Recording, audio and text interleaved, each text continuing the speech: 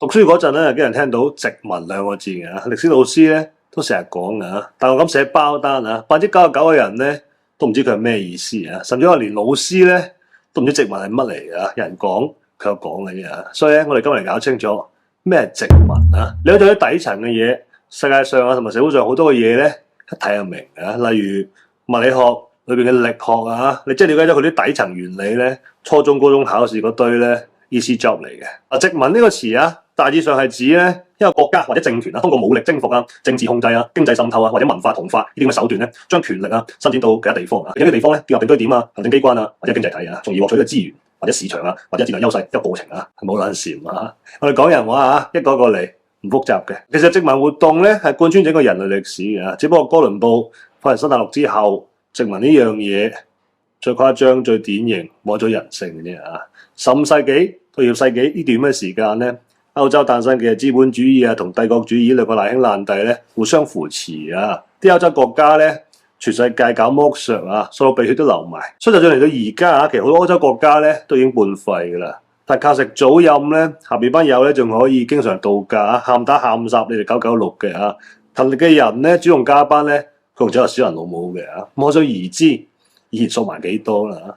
殖民咧有幾種形式嘅，第一種咧就叫做定居型嘅殖民啊，即係殖民國家嘅人咧大規模咁樣咧遷移到呢個目標嘅地區啊，通過驅逐或者大屠殺啲陀地建立一個永久性嘅社區嘅。例如北美洲英國佬法國佬西班牙佬殺到印第安人咧，差啲冚家鏟嘅佔晒印第安人啲地嘅，搞咗個白人社會出嚟就係而家嘅美國同加拿大啦。西班牙殖民北美咧，大家可能好少聽嘅，都以為佢齋搞拉丁美洲同南美洲嘅啫。其實北美咧，佢都搞過嘅，只不過範圍咧就比較細，齋呢個佛羅里達同埋路易斯安那嗰附近嘅啫。仲有澳大利亞啲陀地土著咧，生活咗幾千年甚至幾萬年嘅啦。英國佬發現咗之後咧，話呢度係佢嘅咁樣，跟住咧攞嚟流放啲廢柴啊。後尾咧通過土地掠奪同埋呢個同化計劃基本上而家陀地咧收係當咁滯啦，嗰啲原住民文化咧得翻唱歌跳舞嘅啫所剩無比噶啦。咁下次我哋可以專門搞翻期咧，英國佬係點樣搞澳洲陀地嘅。第二種殖民形式咧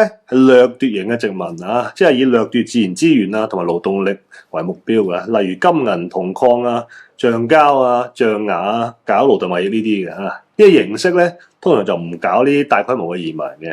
典型嘅案例咧就西班牙喺拉丁美洲搞咗個叫做委任監護制嘅嘢出嚟啦，大致內容就係咧土地咧係屬於西班牙國王嘅，國王咧將啲土地咧分俾啲開疆闢土有功嘅軍人佢哋嘅責任咧就係保護呢啲咁嘅地，帶俾啲陀地文明同埋傳播基督大佬嘅福音令到啲陀地咧照喺文明同埋福音下邊嘅。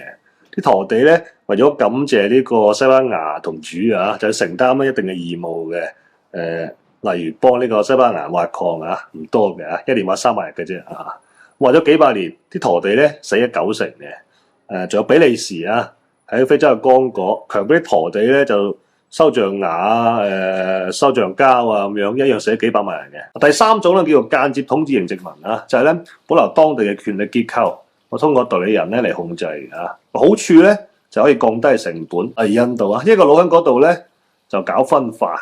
等佢哋團結唔起身嘅，再扶持分化之後嘅各個陀地大佬自己後邊咧抽水話事咁樣嘅。所以曾經英國佬殖民過嘅地方咧，好多而家咧都仲係內鬥緊嘅，同宗同族咧都經常開大片嘅。中東印度同巴基斯坦咧係一個好例子啦。第四種咧就叫文化殖民呢招係最陰最難解嘅就係咧通過教育同埋宗教傳播嚟削弱當地人嘅文化認同嚟鞏固佢嘅所謂嘅統治合法性嘅。日本仔當年喺東北朝鮮同台灣就強制咁樣咧推啲日語教學嘅推神道教同埋要你班友改名嘅例如你叫咩名咁樣，眼罩大春咁，日本仔話達咩呢個名唔得嘅，跟住嚟幫我大春改名啦。你姓咩㗎？大春話唔知喎，眼爹你眼都未正過喎咁樣。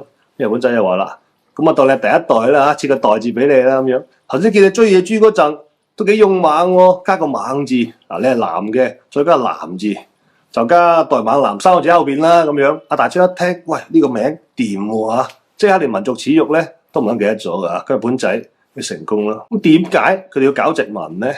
都為錢嘅啫例如工業革命之後，西人世界咧對棉花啊、橡膠呢啲嘢嘅需求咧極大咁樣增加㗎，自己咧又唔夠地又唔夠人去種喎，咁咪去其他地方揾地揾人嚟種咯。於是英國咧就喺印度咧大搞呢個去工業化㗎，例如要啲印度佬齋種某樣嘢，例如棉花啦，但種單一作物咧咁樣做咧就好容易影響咗個生態啊，導致啲土壤咧會退化嘅。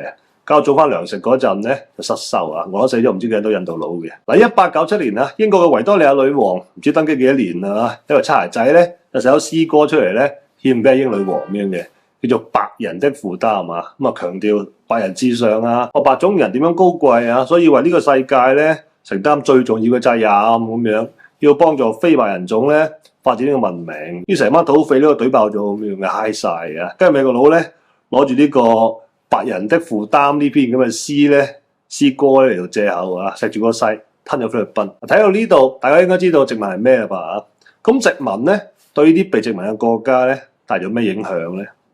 例如啊，非洲西部嗰啲咁嘅國家咧，殖民年代咧被逼啊強迫咧佢哋齋種可可啊、花生啊啲經濟作物嘅啫嚇，唔可以種糧食嘅。頭先講過啦，農作物單一嘅話咧，會搞到土壤退化嘅。而家所種糧食咧，都做唔到啦，翻唔到轉頭啦，只可以進口嘅，連糧食都唔可以自己話事話，咪俾人捏住個袋咯。阿大春嚟到都救你唔到嘅。又如拉丁美洲而家貧富分化得咁犀利，基本上咧係無解嘅。個源頭咧就係當年西班牙、葡萄牙搞嘅嗰個委託監護制啊，搞咗一堆大地主出嚟嘅。呢啲國家獨立之後咧，就照抄西人嗰套啊，什麼私有財產神聖不可侵犯咁樣，咁佢哋冇搞嗰個土地改革啊。冇重新分配土地嘅，咁啊仆街啦嚇！搞咩都要靠地噶嘛，所以咧，當地嘅富人啊，300年後咧，可能仲係富人；而窮閪咧，300年後咧，可能仲係窮閪啊！呢啲貧富分化得咁勁嘅地方咧，要實現呢個階層嘅跳躍咧，同埋嗰啲雞蟲屙尿唔可以差。仲有宗教衝突啦，呢啲咧就唔講啦，講親都冇下場嘅。當然啦，仲有種族分化政策嘅，盧旺達大屠殺就係比利時當時咧為咗方便控制殖民地啊，製造種族對立而造成嘅後果嘅，好撚多㗎。呢度咧就唔舉咁多例子啦。雖然殖民主義喺人類歷史上邊咧最殘忍、最撲街嘅剝削行為之一啊，摧毀咗 N 個文明嘅，仲勁過拆遷辦啊！但亦都係咧而家現代化、全球化嘅催化劑嚟嘅，將全世界連咗起身嘅。其實而家21世紀上面嗰堆殖民嘅玩法咧已經冇人咗㗎啦啊，冇人敢咁玩㗎啦。但係而家咧冇一種新玩法，叫做新殖民主義啊！就通過啲跨國大公司咧，通過資本啊、獨技術壟斷啦嚟搞事啊！喺全球化，大家分工合作，總有嘢係你冇嘅啊！你唔聽我講，我制裁你；你冇料嘅就唯有聽話，有冇料又唔聽話嘅，就朝先咁啊！現實版嘅飢餓遊戲啊！全球聯網打排位，佢係堅持單排嘅，又冇皮膚又唔開語音，咁你又點玩咧？嗱，而家咧好多之前俾西人殖民過嘅國家咧，就快啲訴訟嘅，因為佢哋賠償咁樣嘅，但係至今咧。係得德國承認，1904年到1908年納米比亞嘅一場種族大屠殺關佢事咁樣，賠咗11億歐元嘅。其他所有國家咧，睬你都傻啊！所以德國佬咧係值得敬佩嘅，有擔當嘅國家嚟嘅，喺度發達㗎。好啦，今條片咧就到呢度啦，今日冇廣告啊，下次見，拜拜。